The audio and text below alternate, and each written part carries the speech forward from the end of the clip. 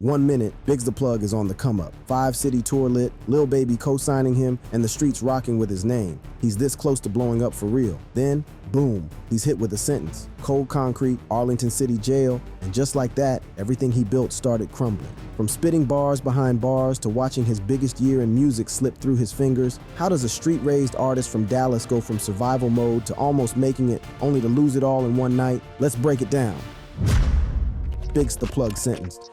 BigXthaPlug just got hit with a possession charge in Arlington, Texas. His real name is Xavier Landon, and he ended up in the Arlington City Jail early on February 26th. Cops pulled him over just after midnight for expired tags. That alone would have been enough for a warning or maybe a ticket, but then the officer walked up and smelled weed. That's when things took a left turn real quick. The officer told Big X and the guy riding with him to step out of the car. Once they did, police started checking the vehicle and found cigarettes and what they called a green leafy substance sitting in the console. They also found a handgun tucked inside the passenger door pocket. Not exactly low-key. The guy riding with Big X was identified as Cleodis Landon. He's 22 and already had a felony warrant in Bexar County. That's not something you just walk away from. On top of that, police say he had weed on him too, and they charged him with possession plus unlawful carrying of a weapon. So now both of them got problems to deal with. Big X got booked for having less than 2 ounces of marijuana. That's a Class B misdemeanor in Texas. It's not the worst thing you can catch, but it's still a charge. If convicted, he's looking at up to 180 days behind bars and a fine that could hit $2,000. If he had even a little more, just over 2 ounces, it would have been bumped to Class A,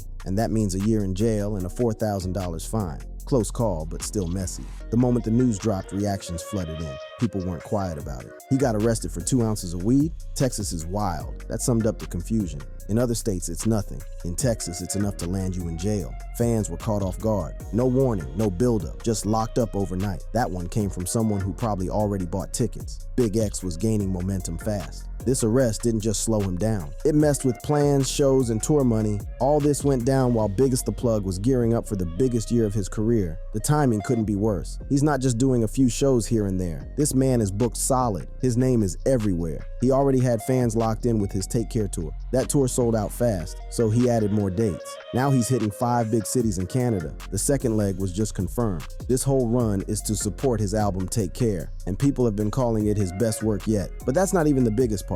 He's also opening for Lil Baby on the Wham World Tour. That tour kicks off June 3rd in Houston. Big X is scheduled for a long list of North American cities: Dallas, Atlanta, Miami, Brooklyn, and more. After that, he's flying out for shows in Australia and New Zealand. It's not just a tour, it's a global stage. Then there are the festivals. Outside Lands is happening in August at Golden Gate Park in San Francisco. Big EX will be on the lineup with Tyler, The Creator, Hozier, and Doja Cat. Right before that, he's also hitting Governor's Ball in New York. That one runs June 6th to June 8th at Flushing Meadows in Queens. Every stop adds more pressure. Every show gets bigger, so when people heard about the arrest, it hit hard. This wasn't just about weed. This was about momentum. One fan said, "No, I just started listening to him a few months back, was really excited to catch him live. This will ruin the world tour." And that wasn't an exaggeration. He's not just some local act. He's on a full schedule with contracts, travel, press, and venues expecting him to show up. Tickets for Wham World Tour dropped back in February. Take Care Tour tickets went up on March 7th. Fans grabbed them quick. Now everyone's asking the same thing. What happens next? This isn't some minor delay. If court dates clash with tour stops, things will get complicated. Promoters don't wait. Venues don't reschedule just to be nice. One missed show, and people start making backup plans. It's business. Cold and fast. But Big X isn't a name you replace that easy. His voice, his look, his presence on stage, that's not something you find in a few hours. Now it's a waiting game. Will the charges slow him down, or does he walk right back into the spotlight like nothing happened? Either way, those shows are still on the calendar. The question is whether Big X will be there to step on stage. But this arrest was just the start of a wild story that goes way deeper than one night in jail. Other controversies and disputes. And just when you think the arrest was the only thing shaking up his year, the concert drama rolls in. BigXthaPlug shows haven't been all music and vibes. They've had moments that went straight into chaos. The first big one happened on December 4th, 2024, during his Take Care tour stop in Los Angeles. It was a packed show at the Regent. He was in the middle of performing Law and Order when 2 guys in the crowd started swinging. Big X stopped everything. No music, no lights, just him calling it out. He wasn't playing. He told security to get them out, loud and clear. Then he waited, watched them get dragged out. Once the mess was handled, he went right back to rapping. No speech, no fake smiles, just back to business. But Seattle, that night turned ugly fast. It was December 8th, 2024, a few days after the LA show. Everything was moving fine until someone in the crowd threw water at Big X while he was on stage. Not just a little splash either. This was full-on disrespect. Big X didn't just brush it off. He and a few of his guys jumped down and went straight for the person who did it. What happened next was rough. The fan who threw the water said he got jumped by the crew. He claimed they beat him down, snatched 2 gold chains, and even took his Cartier sunglasses. He ended up needing medical attention. Big X didn't say much afterward. No apology, no statement, just moved on like it was handled. The show actually continued once things calmed down, which surprised everyone. Some fans were still trying to figure out what just happened while he was already on the next track. Twitter lit up right after the fight. People weren't confused. They were breaking it down. Has to be more to the story. How do you spill water on someone on stage if you're on the floor, lol? That tweet pointed out what didn't add up. Big X was on stage. The fan was below, so that water wasn't an accident. It was aimed. Then came the loud girl in the crowd yelling, "Yes, yes," like it was a movie. Someone replied, "That yelling yes, yes is what's wrong with this generation. Everybody loves drama. MFs start shooting in there now. It's a wrong place, wrong time. Go fund me this or that." People weren't cheering for music. They were cheering for a fight. That tweet called it out. No sugarcoating. Another one dug into his own lyrics. He said he was something like Ali or Tyson. They thought he was just rapping that shit. He wasn't. He walked straight into that fight without hesitation. He did exactly what he rapped. Then came the real footage, not filtered, no music over it, just blood on the floor and one fan saying, "This is honestly when we dipped." Blood was all over the ground from dude. It wasn't a scuffle. It left someone bleeding. That's when people stopped clowning. It stopped being funny and started being real. All the heat from the Seattle fight had people digging again, and sure enough, an old controversy got pulled right back up. This one wasn't about violence. It was about location. 2 years ago, BigXthaPlug got exposed on Reddit for being from Mesquite after a photo surfaced of him wearing a Ralph Petit high school football jersey. Someone thought they had something big, posted the picture like it was a gotcha moment. A few people actually ran with it, but most of the comments, they weren't buying the drama. The Grove right next to Mesquite, that was the top comment. Simple, no yelling, just facts. Mesquite isn't miles away from Dallas. It's basically in the same backyard. The thread kept going. Yeah, also it's not shocking at all. If you from South Dallas, East Dallas, the Grove, and even Highland Hills, it's a good chance that you attended Mesquite ISD or moved to Mesquite. So no, this wasn't some hidden past. A lot of rappers from that area did the same thing. You grow up in the city, then your family moves out a little. Still the same energy, just different school districts. But it hit a nerve for some. Then came the comparisons. Right, but people in Compton don't say they're from Los Angeles, although Compton is in Los Angeles County. They say they are from Compton. It's weird. Another user added, "This not an issue. MFs think they doing something." That one said it best. The whole exposed post didn't land. No one cared. Most people laughed it off. The jersey didn't change the music, didn't change the bars, didn't change how Big X moved. That Mesquite talk cooled off quickly once fans remembered what really makes Big X stand out. And no, it's not just the voice or the way he moves on stage, it's also his size. People don't say it out loud all the time, but it's out there. BigXthaPlug is big, that's part of the image, and he knows it too. During one interview, they pulled up a comment that said, BigXthaPlug needs to get his big ass in the gym. He didn't get mad, didn't start shouting, he just laughed a little and said, I'd have made enough money that I probably could. I probably could just go, you right. I ain't even gonna get on you too crazy because you right. But then would I be BigXthaPlug? Think about that. That right there shut the whole comment down. He made a joke, but he wasn't lying. The name, the look, the energy, his weight plays into all of it. You take that away and he's not the same. Later he talked more about it. He didn't dodge anything. As you can see, I'm not no walker. I'm not, you know what I'm saying? He admitted he's been this size since high school. Said he played football back then. He was always strong, just big. Now it's not sports, it's music. They asked if he ever felt the need to change. He kept it real. If anybody is concerned, I'm healthy. Right. I don't look healthy, but I'm healthy. You go to the doctor, they tell you you're doing all right. Yeah, hey, you good. Okay. There's nothing wrong with you. He said he's actually lost weight just from touring, moving nonstop, ripping through cities, doing back-to-back shows. It's not a gym, but it burns calories. Then they asked about drugs. He didn't hold back. He said he smokes weed, no lean. So I used to take perks, but I'm just so big that that one, I started off with a half. First time I ever took a half perk, I went to sleep. Couldn't do nothing. Right. Then after that, that half was nothing. That one was nothing. Then I got to 2. I'm like, hell no. Let me stop this shit. I still can't. He broke it down with no filter, said he saw how quick it can go left, the way your body builds up tolerance, the way it stops being fun and starts being something else. Like even lean drink. I used to be on drink, but it's just so much K-Roll, it's so much fake out right now that the safest thing to do is smoke weed. He explained he's seen how people react to fake pills in bad batches. It's part of why he stays away from certain things. When asked about music influences, he said his mom was from Houston, so he grew up on a lot of slow street stuff. His dad played old school R&B like Isley Brothers. He didn't really care for the radio unless it was what everyone at school was playing. The only artist he really downloaded and listened to fully, Sauce Walker. I done listen to some Post Malone. I like Megan, you know. After that interview clip started circulating, the comments didn't hold back. Some people threw jokes right away. One said, "He's healthy if you're talking about elephants," with a little elephant emoji to drive the point home. That got a lot of attention. The sarcasm was loud and people ate it up. Another person jumped in with the health facts, saying, "High blood pressure and diabetes are a main factor in obesity." It wasn't said to be funny, just cold and clinical, like a health class reminder no one asked for. Then someone made the Lizzo comparison.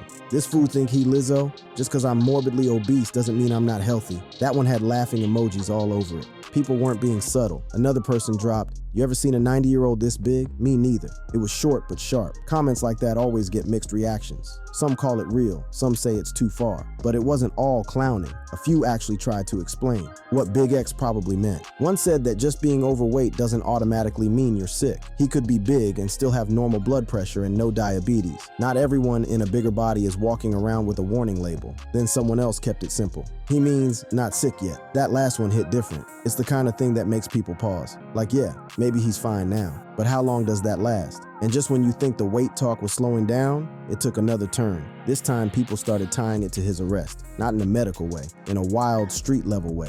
One person said, "He's got extra protection in case the ops light him up." That one wasn't even a joke. They were serious, like his size was body armor or something. And if the weight talk wasn't loud enough, the internet found a new target. This time it was BigXthaPlug's habit of going shirtless. Not just once or twice. Almost every time he pops out. Shirt off, chest out, not a care in the world. And for some reason, that drove people crazy. One comment stood out. "Bro, never have a shirt on." I'm sorry, you ain't gonna. That's when Big X saw it and started laughing. Not just a little laugh. He cracked up, then said, "When you see this, you're gonna be pissed." No, man, it's me, man. You gotta have confidence. That was it. He didn't argue, didn't defend it, just gave the real answer. He's confident. He doesn't care how it looks to people sitting behind a screen. And he wasn't done. Still laughing, he leaned in and added, I'm confident. I'm sexy. I get a lot of women like this. I get a lot of women with clothes on, but I get them a lot quicker with the shirt off. Should try it. That shut it down. All the comments trying to shame him just turned into fuel. He flipped the whole thing. Instead of hiding or explaining, he made it part of the brand. People act like being shirtless is some crime when you're not built like a fitness model. Big X made it clear he's not chasing approval. He's not waiting to hit a gym milestone. He's already him. And that version of him, it gets attention, respect, and apparently, a lot of women. And these fights weren't just random moments. They showed exactly who Big X is when things get real. The making of BigXthaPlug.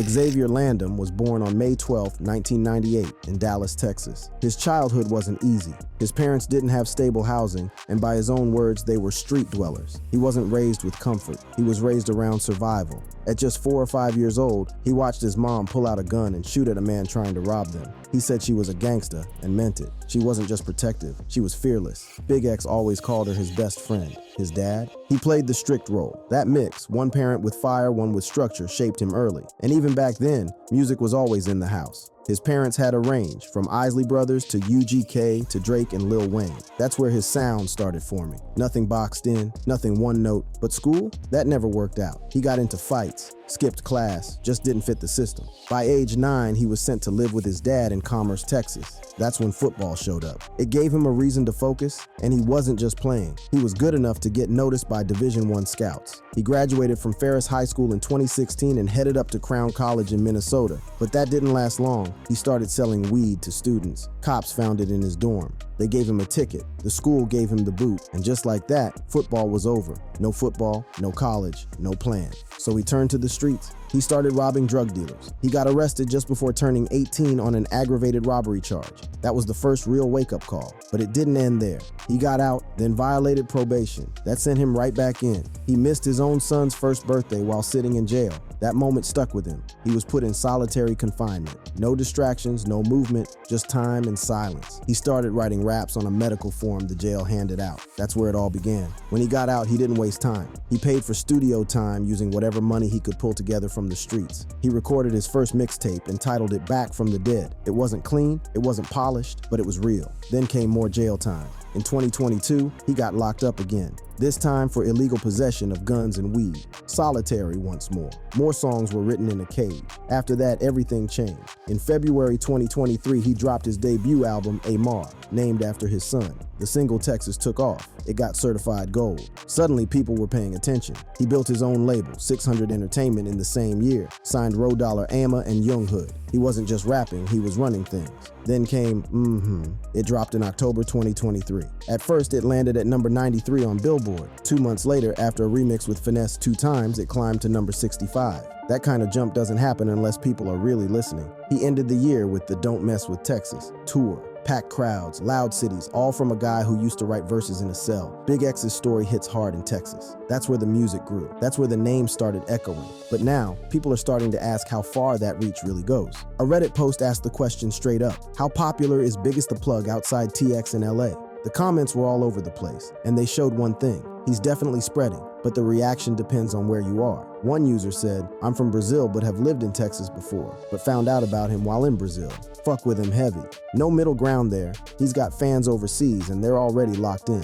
Another person from Italy said, "I think he's fire." That's all it took. No extra words, just fire emojis and full support. They didn't even question it, just stated it like it was already a fact. The energy is clearly reaching other sides of the world. One comment said Atlanta's catching on. "I hear a decent amount of his music down here in Atlanta. That's big. Atlanta is one of the biggest rap scenes in the country. If his voice is moving through that city, it means something. Canada's in there too." A user said they grew up on all the same sounds Big X talks about and added, "Was just bumping Addiction, Gold Teeth, Rabbit." They're not just fans. They know the catalog. That says a lot. Coming off all the Reddit debates about how far his music reaches, BigXthaPlug just took things somewhere completely different. And this time, it wasn't about beats or weight or where he grew up. It was politics, and not the safe kind. It happened during a 20 versus 1 segment. Everything was moving like a regular Q-onda until the interviewer threw out one question: Kamala Harris or Donald Trump? No pause, no filter. Big X jumped right in. Oh, my partners made a lot of money with Donald Trump. The $1,200 stimulus? Kamala Harris is not African American. Donald Trump trying to help my people get their jobs back. Kamala Harris was never even a president, she was the sidekick. And that was just the warm-up. Then he dropped the line that had people freezing the video and replaying it. Yeah, and then the nigga black, cuz we thought that whole black. The whole race, we thought she was black. Indian. A red dot as a baby. That set the internet on fire. Nobody expected that. Not in this tone, not in the middle of his rise. Big X isn't just an underground name anymore. He's charting. He's got fans across the world. He's doing interviews that get millions of views. So saying something like that, it's not a throwaway line. It's a full swing at one of the most high-profile women in American politics. But all of that, it doesn't matter right now. What matters is that BigXthaPlug got pulled over in Arlington. Expired tags. That's what started it. Then came the smell, the weed, the gun. Less than 2 ounces, but enough for a charge. Enough to land him in jail, right in the middle of his biggest year. The shows might go on. The fans might keep streaming. But now, Big X isn't just facing cameras, he's facing charges. And with everything on the line, will Big X come back stronger, or is this where the story ends? Only time will tell. Thank you for watching this video. If you liked it, check out the suggested content on your screen by clicking one of the cards displayed.